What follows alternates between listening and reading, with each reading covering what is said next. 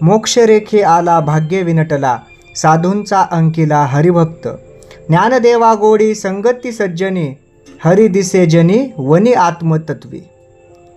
ज्याप्रमाणे एखादा साधू अंकिला म्हणजे त्यानं सर्व गोष्टी हरून घेतलेल्या आहेत, किंवा अंकिला म्हणजे काय की ज्यानं सर्व गोष्टींचा त्याग केला आहे असा भक्त.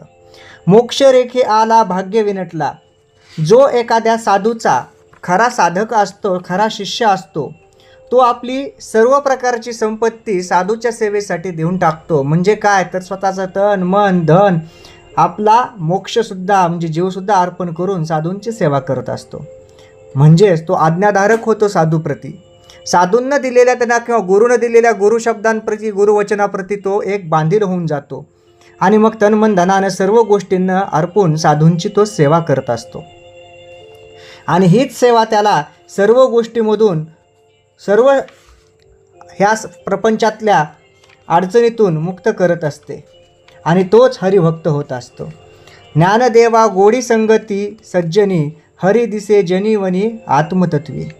ज्ञानदेव सांगतात माऊली की आपल्याला हा शेवटच्या चरणामध्ये ते सांगतात की संत सज्जनाचा सहवास किती प्रिय असतो किंवा किती महत्त्वाचा असतो. ज्ञानदेवांना देखील निवृत्तीनाथ, सोपानदेव किंवा नामदेव महाराज, गोरा कुंभार या सर्वांचा संतांचा सहवास प्रिय होता आणि त्यांना तो लाभला देखील. तसेच त्यांनी या ईश्वर भक्तीच्या प्रचारासाठी स्वतःला हरवून देखील घेतले होते. अशा प्रकारे सांगितलं जातं की तुम्ही जर देवाजवळ गेलात तर तुम्हाला देव काय देईल, तुम्ही मागितलेल्या गोष्टी देईल. म्हणजे संपत्ती देईल, संतती देईल, धन धान्य देईल.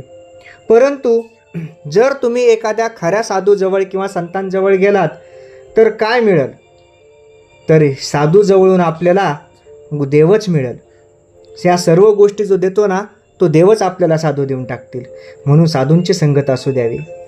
संत ज्ञानेश्वर महाराज म्हणतात की त्यांना जनी वनी सर्वत्व ईश्वराचंच प्रतिबिंब दिसतं. असं का दिसत असेल त्यांना ईश्वराचं प्रतिबिंब जे की आपल्याला दिसत नाही? याचं कारण म्हणजे ज्ञानेश्वर महाराजांना ईश्वराच्या अद्वैत स्वरूपाचा प्रत्यय आलेला आहे.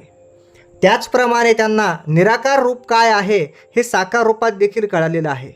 सगुण रूप त्यांनी पाहिलेलं असताना देखील त्यांना अगुण रूपाचा महिमा देखील समजलेला आहे. असे ज्ञानदेवराय आणि असा त्यांचा तो हरिपाठ.